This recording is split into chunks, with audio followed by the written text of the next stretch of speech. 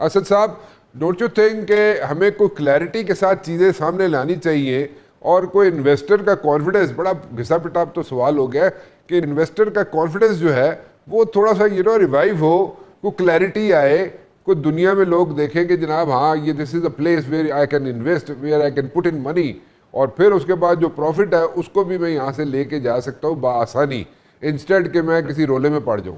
سو وہ کلیئرٹی ابھی تک کیوں نہیں آ سک رہی؟ واٹ از دا ریزن جی؟ اچھا, پہلی بات تو آپ بات بہت ہی اہم کر رہے ہیں, اور پاکستان میں جو ہم یہ کہتے ہیں کہ سرمایہ کاری نہیں ہو رہی, خاص طور پہ فارن ڈائریکٹ انویسٹمنٹ نہیں آ رہی, تو یہ بڑی ایک بنیادی سی چیز ہے کہ جب تک سرمایہ کار کو یہ نہیں پتا ہوگا کہ صرف آج نہیں بلکہ کل اور آنے والے جو کل آئیں گے اس کے اندر کیا پالیسی ہوگی ملک کی, کس ڈائریکشن میں ملک جا رہا ہے, میرا سرمایہ محفوظ ہوگا یا نہیں ہوگا, میں اس سرمایہ پہ جو منافع کماؤں گا میں واپس لے جا سکوں گا کہ نہیں, تو ظاہر ہے پھر وہ سرمایہ کاری نہیں کرتا ہے اگر ان میں سے کسی بھی ایک سوال کا یا منفی جواب آ جائے یا اس کو جواب ملنا مشکل ہو رہا ہو. دو تین چار اس کے اندر مختلف پہلو ہیں. ایک تو ظاہر ہے وہ آپ کے ملک کے اندر ایک معاشی استحکام دیکھنا چاہتا ہے, اس کو دیکھنا ہے کہ آپ کے فارن ایکسچینج کے ریزروز جو ہیں وہ ٹھیک ہیں یا نہیں ہے. اسٹینڈرڈ اینڈ پور اور موڈیز جو آپ کی کریڈٹ ریٹنگ کر رہے ہیں کیا وہ یہ کہتی ہیں کہ جی آنے والا وقت بھی ٹھیک لگ رہا ہے, آج کے حالات بھی ٹھیک ہیں کہ نہیں ہے. تو ایک وہ پہلو ہے. اس پہلو کے اندر جہاں ہم 2 سال پہلے کھڑے تھے وہاں سے بہتری ہے, اور ابھی بھی اور بہت بہتری کی گنجائش ہے, جس کو انویسٹمنٹ گریڈ کہتے ہیں اس سے ابھی آپ بہت پیچھے ہیں, لیکن جہاں 2 سال پہلے تھے وہاں سے آپ آگے آپ کی بہتر صورتحال ہے. ایک پہلو یہ ہے اس کا جس کی آپ بات کر رہے ہیں کہ صاحب ایک minute, I am sorry I am cutting you over here, لیکن آپ مجھے یہ بتائیے جو بہتری آ گئی ہے وہ ذرا کائنڈلی وہ بھی تو ہم سنیں, وہ کیا ہے بہتری؟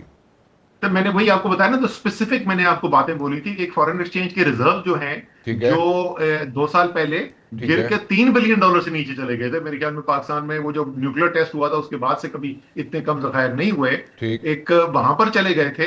اور دوسرا جو ہے جو کریڈٹ ریٹنگ ایجنسی جو اس کے نتیجے میں جو آگے ریٹنگ ایجنسیز کی کریڈٹ رپورٹ ریٹنگ آتی ہے پاکستان کی, اس کے اندر بھی آپ کو بہتری نظر آئی ہے. تو جہاں 2 سال پہلے تھے وہاں سے بہتر ہے, جہاں 4 سال پہلے تھے ابھی اس سے ابھی بھی بہتر نہیں ہے, اس سے ابھی بھی پیچھے ہیں, لیکن چلیں کم سے کم پچھلے 2 سال جہاں پہلے تھے اس سے بہتر ہے. ایک پہلو تو یہ اس کا ہو گیا.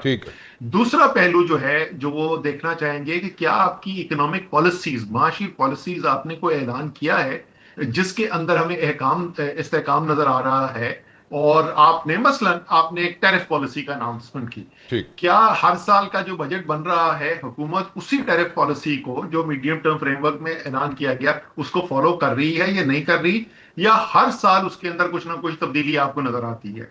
اس کے اندر سکور کارڈ ہمارا جو ہے وہ مکس ہی ہے, اور میں تو کہوں گا کہ ایک سرمایہ کار کے طور پہ اور خاص طور پہ ایک غیر ملکی سرمایہ کار کے طور پر یہ اس پہ میری منفی ریٹنگ ہوگی. میں صرف اگر ایک چیز کی اگزامپل اگر آپ کو دے دوں تو پاکستان میں بھائی اگر آپ منافع کرائیں گے تو اس پہ ٹیکس کتنا دینا ہے, کمپنی نے کتنا ٹیکس دینا ہے. تو ایک دم سے 2-3 سال پہلے جو ہے انہوں نے کہا جی بڑے ملک کے حالات خراب ہو گئے, ہم ایمرجنسی میں چلے گئے, تو اس ایمرجنسی سے ڈیل کرنے کے لیے ہمیں سپر ٹیکس لگانا ہے. ٹھیک ہے, وہ ایمرجنسی ڈیل کرنے کے لیے جو سپر ٹیکس لگانا تھا وہ 3 سال گزرنے کے بعد یہ صورتحال ہے, وہ کہہ رہے ہیں کہ ہم نے آپ پہ بہت بڑا احسان کیا ہے, تو اب جو ہے وہ 10% کے بجائے ہم 8% سپر ٹیکس لیں گے نا. اب اگر کسی نے 4 سال 5 سال پہلے سرمایہ کاری کے لیے کمٹمنٹ کی ہوتی تو اس کا تو بیچارے کا منصوبہ 3 سال کے اندر مکمل ہوتا, 2 سے 3 سال کے اندر اس کی فیکٹری لگتی, تو جس کو تو سٹارٹ ہوتا تو اس کو تو سیدھی 8-10% کی جو ہے وہ سپر ٹیکس کی مار پڑ چکی ہوتی. یہ اس کے اندر, اور یہ نئی چیز نہیں ہے, یہ غلطی پاکستان دہراتا رہا ہے, بار بار دہراتا رہا ہے. آخری جو اس کا تیسرا, جو بہت زیادہ میں ڈیٹیل میں نہیں ٹیکنیکل جانا چاہتا, موٹی موٹی بات میں کر رہا ہوں, تیسرا جو اس کا پہلو ہے جس کا جواب بالکل بھی نہیں مل سک رہا. اچھا بھائی, یہ جو اس وقت پالیسیز بنائی ہیں یہ پالیسیز بنائی ہیں ایک ہائیبریڈ نظام کے تحت بنی ہیں. اب میں باہر بیٹھا میں رپورٹس پڑھ رہا ہوں, کیونکہ آپ کو پتا ہے کہ سرمایہ کار جس وقت پاکستان میں انویسٹمنٹ کرنے کا انٹرسٹ ہے نا, تو وہ یہ پولیٹیکل اور security risk analysis reports, financial credit risk analysis report, یہ ساری چیزیں وہ پڑھتا ہے. وہ وہاں پہ یہ پڑھ رہا ہے, وہ کہہ رہا ہے یار ایک تو حکومت ہے وہاں پہ, وہ سب کہتے ہیں کہ یہ پتہ نہیں کوئی فارم 47 چیز ہوتی ہے پاکستان میں, تو اس کا تو کوئی استحکام نہیں ہے. تو جب یہی نہیں پتا کہ جو پالیسی بنا رہا ہے یہ پالیسی بنانے والا خود بچے گا کہ نہیں بچے گا, تو پالیسی کے بچنے کی اور پالیسی کی کنٹینیوٹی کی میں کیسے میرے میں اعتماد آئے گا. تو یہ انتہائی ضروری ہے کہ پاکستان کی گورننس کم سے کم اگلے 10 سال 15 سال ہم نے کیسے ملک چلانی ہے. اگر کسی نہ کسی شکل کے اندر ہائیبرڈ نظام بھی چلانا ہے تو وہ ہائیبرڈ نظام میں فوج کی کیا، اسٹیبلشمنٹ کی کیا ذمہ داری ہے، سیاستدانوں کی کیا ذمہ داری ہے، کیا اس کے اوپر کوئی اتفاق رائے موجود ہے. اسی لیے میں کہتا ہوں بھائی ملک کو آگے لے جانے کے لیے نا پہلا قدم جو ہے وہ ایک میثاق جمہوریت کی ضرورت ہے. تمام سیاسی پارٹیاں ساتھ بیٹھ کے اس کے اوپر اتفاق رائے کریں، پھر اسٹیبلشمنٹ کے ساتھ بھی بیٹھیں، ان کے ساتھ بھی بات چیت کریں. آپ کو سپریم کورٹ کے چیف جسٹس کے پاس بھی یا کانسٹیٹیوشن کورٹ کے چیف جسٹس کے پاس بھی بیٹھنا پڑے گا. یہ چیزیں آئیں گی تو اعتماد آئے گا سرمایہ کار کو. اچھا چلیں. تو یہ مطلب اس میں تو ایک پرابلم ہے، ایک پرابلم بڑا سیریس ہے، کیونکہ اس میں سیریس پرابلم یہ ہے کہ اگر 1 2 4 6 پارٹیز بیٹھنے کے لیے تیار ہوتی ہیں تو پتہ چلتا ہے جناب کہ 2 پارٹیز کہتے ہیں نہیں جی میں نہیں بیٹھنا، ٹھیک ہے میں بیٹھتی ہی نہیں ہوں، میرا اختلاف ہے حکومت سے، وہ بیٹھنے کے لیے تیار نہیں ہوتے. پھر وہ نئی کوئی نہ کوئی منطق بیچ میں سے کھل جاتی ہے جناب نہیں جی اس لیے نہیں بیٹھتے کہ حکومت کے پاس یہ نہیں ہے، پہلے ہماری یہ شرطیں پوری کرے حکومت پھر ہم بیٹھیں گے. سو ایک یہاں پہ ایک سرکس بنا رہتا ہے. So how to get out of that circus? آپ بات بالکل درست کر رہے ہیں، ایسا ہی ہے. اور یہ کوئی آج کی یا پچھلے 1 سال کی بات نہیں ہے، یہ تو 70 سال سے ہم دیکھ رہے ہیں نا کہ وہی سیاسی پارٹی جو ہے جو بہت بڑی جمہوریت کی دعوے دار ہوتی ہے، جب وہ اپوزیشن میں ہوتی ہے جیسے وہ حکومت کے اندر آتی ہے تو ساری جمہوریت بھول جاتے ہیں. تو بات آپ بالکل درست کر رہے ہیں. ان تمام فیصلوں کا جو اپنی سیاسی پارٹیوں نے لیے اس وقت، اگر آپ معاشی صورتحال دیکھیں تو اس خطے کے اندر جو ہے انڈیا ہم سے بہت آگے، بنگلہ دیش ہم سے آگے نکل گیا، شری لنکا تمام تر مسائل کے باوجود ہم سے بہتر حالت کے اندر ہے. باقی ایشیا تو آپ بھول ہی جائیں نا، وہ تو ہم سے بہت آگے جا چکے ہیں. تو یار جب کوئی فارمولا نہیں کامیاب ہو رہا، بیکاز میرا ایک ماننا ہے، میں ہو سکتا ہے پاگل آدمی ہو سکتا نہیں، زیادہ تر چانسز یہی ہیں میں بالکل پاگل ہوں، کہ یار یہ جتنے لوگ بھی ہیں یہ ظاہر اپنی بھی بہتری چاہتے ہیں، اس میں کوئی شک نہیں ہے، لیکن مجھے شک یہ ہوتا ہے کہ کسی نہ کسی لیول کے اوپر یار یہ ملک کو بھی کو کامیاب دیکھنا چاہتے ہیں. تو اب آرٹ جو ہے نا، وہ آرٹ آف دا ڈیل جس کو کہتا ہے ڈونلڈ ٹرمپ، وہ یہ ہے. آپ کو اسکول کے وین ڈائیگرامز یاد ہیں؟ وین ڈائیگرام میں جو کامن ایریا ہوتا تھا نا، وہ کامن ایریا ہے. سیاسی پارٹیوں کو اگر میں 2 میں اس وقت تفریق دے دوں، 2 ہی بڑے بلاک ہیں اس وقت. ایک طرف مسلم لیگ اور پیپلز پارٹی ہیں، اور دوسری طرف جو ہے تحریک انصاف ہے، اور تیسری اگر میں بڑی فریق بولوں تو لیٹس سے کہ وہ اسٹیبلشمنٹ ہے. اب ہمیں یہ بیٹھ کے فیصلہ کرنا ہے کہ ان تینوں کی ریڈ لائنز کیا بنتی ہیں. مثلا کوئی بھی اگر آپ کا حل ہوگا جس کا حل کے نتیجے میں ہم کہیں گے کہ جس دن ہم یہ دستخط کریں گے نا تو اگلے دن آصف زرداری اور نواز شریف اور شہباز شریف کو جیل میں پھینک دیا جائے گا، تو ظاہر ہے وہ نہیں مانیں گے. کیوں مانیں گے نا، کوئی بھی ان کی جگہ پہ ہو تو وہ نہیں مانے گا. اسی طریقے سے ہر ایک پارٹیاں آپ کہیں تحریک انصاف کی کہ بھائی یہ نتیجہ ہو جائے گا، اس کے نتیجے میں عمران خان باقی جو اگلے 5 سال یا 3 سال جو ہے وہ جیل میں بیٹھے رہیں گے، نہیں مانے گی تحریک انصاف. اور کیوں مانے وہ؟ اسی طریقے سے اسٹیبلشمنٹ کی بھی ریڈ لائنز ہوں گی. ریڈ لائنز کو ریکگنائز کرتے ہوئے میں یہ مان ہی نہیں سکتا، میں سیاست کے اندر بھی ٹائم لگایا ہوا ہے، باقی زندگی میں بھی نیگوسیشنز کرتے رہے ہیں، یہ میں مان ہی نہیں سکتا کہ اگر یہ 3 جو گروپس جن کی میں بات کی ہے ان کی لیڈرشپ یہ فیصلہ کر لے کہ یار کوئی نہ کوئی حل نکالنے کی کوشش کرتے ہیں، یہ وہ حل نہ نکلے. چلیں آپ نے جن کا ذکر کیا، جن لیڈران کا اور جن پارٹیز کا، اچھا اب یہ ایک نیا پھر آگے پنڈورا باکس کھل جاتا ہے کہ جی ریڈ لائن کون ڈیفائن کرے گا، what is the red line. ٹھیک ہے جی، اب وہ ریڈ لائن ڈیفائن کرنے کا جب وقت آتا ہے تو اس میں پھر ایک اور بحث شروع ہو جائے گی. So it's like such a tedious job. اتنا ایک لمبا، سر گزارش سنیں نا سر بھائی، اتنا لمبا پروسیس ہے کہ مطلب اس میں اگر ڈیبیٹ کرنا شروع ہو جائیں تو وہ ڈیبیٹ ختم ہی نہیں ہوتی. سو وہ اتنا ٹائم کنزیومنگ ہے، ٹھیک ہے، اتنا ٹائم اس میں ضائع ہو جاتا ہے، تو پھر اس میں نکلتا کچھ نہیں ہے اینڈ میں. سو نیٹ ریزلٹ از زیرو. یہ آپ کے ساتھ بسط احترام میں آپ سے اس بات پہ اتفاق نہیں کروں گا. ٹھیک ہے کیونکہ ذرا مجھے بتائیے نا کہ یہ آخری دفعہ یہ کب کوشش کی گئی تھی جو ناکام؟ میں بالکل ٹھیک کہہ رہے ہیں آپ. آئی ایگری ود یو کہ آپ نے کہا جہاں آخری دفعہ کوئی کوشش نہیں کی گئی تھی، کبھی بھی کوشش نہیں کی گئی تھی، لیکن ریڈ لائن ڈیفائن کرنا ون، پھر اس کے بعد جناب ریڈ لائن کوڈ.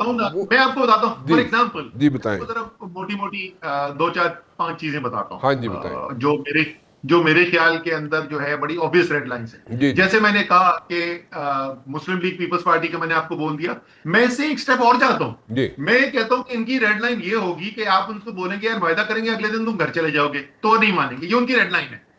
اب وہ سال کے بعد الیکشن کرانے کو تیار ہوں گے, 18 مہینے کے بعد ہوں گے, اس کے اوپر بحث کی جا سکتی ہے. یا وہ کہیں گے کہ نہیں یار یہ پارلیمانی ٹرم جو ہے اس کے 2.5 سال باقی ہیں تو 2.5 سال اب اسی تحت سے گزاریں. یہ بحث ہو سکتی ہے. لیکن میرے خیال میں اگر تحریک انصاف یہ مطالبہ کرے گی کہ کل صبح آپ گھر چلے جائیں اور فارغ ہو جائیں تو یہ بات جو ہے, اور ہمیں حکومت دے دیں, تو وہ یہ نہیں مانیں. رائٹ.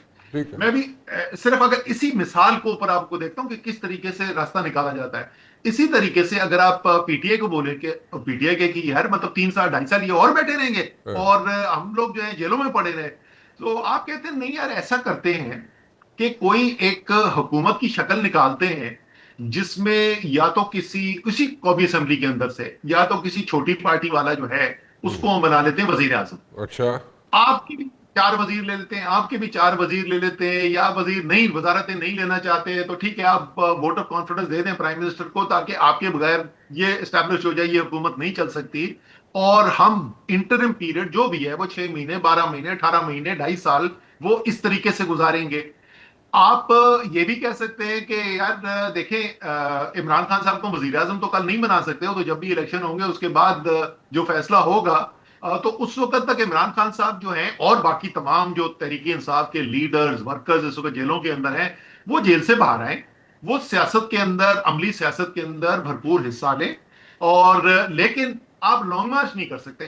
آپ یہ نہیں کہہ سکتے کہ میں اسلام آباد آ رہا ہوں میں حکومت گرانے کے لیے اور یہاں پہ یا اس کے بعد یہ نہیں یا ہم نہیں, یہ آپ کام نہیں کر سکتے. میرے خیال میں یہ ایک ریزنیبل, میں نے آپ کو 3-4 ریڈ نہیں, لائن لیکن ایک بات بتائیں نا, آپ نے جو پہلی آپشن یہاں پہ رکھی اسد صاحب, آپ نے پہلی آپشن رکھی جی کسی چھوٹی جماعت سے اٹھا کے وہاں سے وزیر اعظم بنا دیتے ہیں, وہ 18 مہینے 16 مہینے وہ انٹرم جو ہے سیٹ اپ چلاتا رہے اور ساری جماعتوں کی جناب وہاں پہ شمولیت ہو کیبنٹ میں یا جیسے بھی, اور ان کے بغیر کسی بھی ایک جماعت کے بغیر وہ وزیر اعظم نہ چل سکے. ٹھیک ہے, اس طرح کا ایک فریم ورک, ایک آؤٹ لائن دے رہے ہیں آپ. ٹھیک ہے, سو وہ چلتا رہے. تو جو موجودہ بیٹھے ہوئے وہ کیوں کہیں گے جی کہ ساڑھے کو حکومت لا لو, تو چھوٹی جماعت کا وزیر اعظم بنا لو, ایک نیا وہاں پہ مسئلہ کھڑا ہو جائے گا. میں آپ کو بتاتا ہوں کیوں یہ کہیں گے. وہ 2 وجہ سے ان کو یہ کہنا چاہیے. ایک وجہ تو یہ ہے, اور وہ وجہ جو ہے وہ جو آپ نے مجھ سے پہلا سوال پوچھا تھا نا وہ اسی کے اندر پوشیدہ ہے وہ وجہ. اچھا, وہ پہلی چیز تو یہ ہے کہ یہ بالکل آپ واضح کر لیں کہ جس وقت تک یہ ایک کیا غیر یقینی سیاسی صورتحال باقی رہے گی نا, آپ اگر سمجھتے ہیں کہ ہماری معیشت بڑی زبردست ہو جائے گی اور زبردست روزگار پیدا ہو رہا ہوگا اور برآمدات بڑھ رہی ہوں گی اور انڈسٹریلائزیشن کا پہیہ چل رہا ہوگا, یہ نہیں ہونے والا. یہ دنیا کی تاریخ اٹھا کے دیکھ لیں, پاکستان کی تاریخ اٹھا کے دیکھ لیں, پچھلے 4 سال اٹھا کے دیکھ لیں, یہ نہیں ہونے والا. اچھا, تو آپ وہ خطرات پیدا ہو گئے. یہ حکومت, اب میں جواب دے رہا ہوں کہ کیوں شہباز شریف کو اس بات کو غور سے سننا چاہیے. بھائی 2 خطرات ہیں. ایک تو وہ کہ آپ الیکشن جیت کے تو آئے نہیں, کسی نے آپ کو لیسٹ ورسٹ آف آلٹرنیٹو سمجھ کے اس وقت نظام چلانے کے لیے اس کرسی پہ بٹھا دیا ہے. لیکن کیونکہ ڈیلیوری نہیں ہو رہی ہے, کیونکہ اکنامک ڈیلیوری نہ ہونے سے پریشر بڑھ رہا ہے, غیر مقبولیت بڑھ رہی ہے, تو جناب یہ جو سارا وقت جو باتیں چل رہی ہوتی ہیں, سہیل وڑائچ جیسا ذی شعور صحافی جو ہے وہ کہہ رہا ہوتا ہے کہ بھائی اب تو لگتا ہے کہ حکومت کا وقت ختم ہونے والا ہے, تو شاید یہ خطرہ میرے لیے ریل حقیقت میں نہ تبدیل ہو جائے.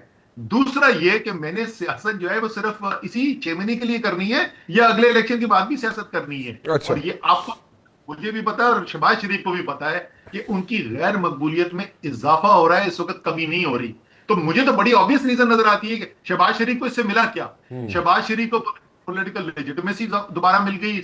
شہباز شریف کو ایک پیریڈ آف ٹائم مل گیا جس کے اندر اس استحکام کی وجہ سے ہو سکتا ہے معیشت کی پرفارمنس امپروو ہونی شروع ہو جائے. جب بھی الیکشن ہو, چاہے وہ وزیر اعظم ہو یا نہ ہو, وہ کہے گا کہ دیکھو میں نے بنیاد ڈالی تھی اس معیشت کی بہتری کی, دیکھو معیشت بہتر ہونی شروع ہو گئی.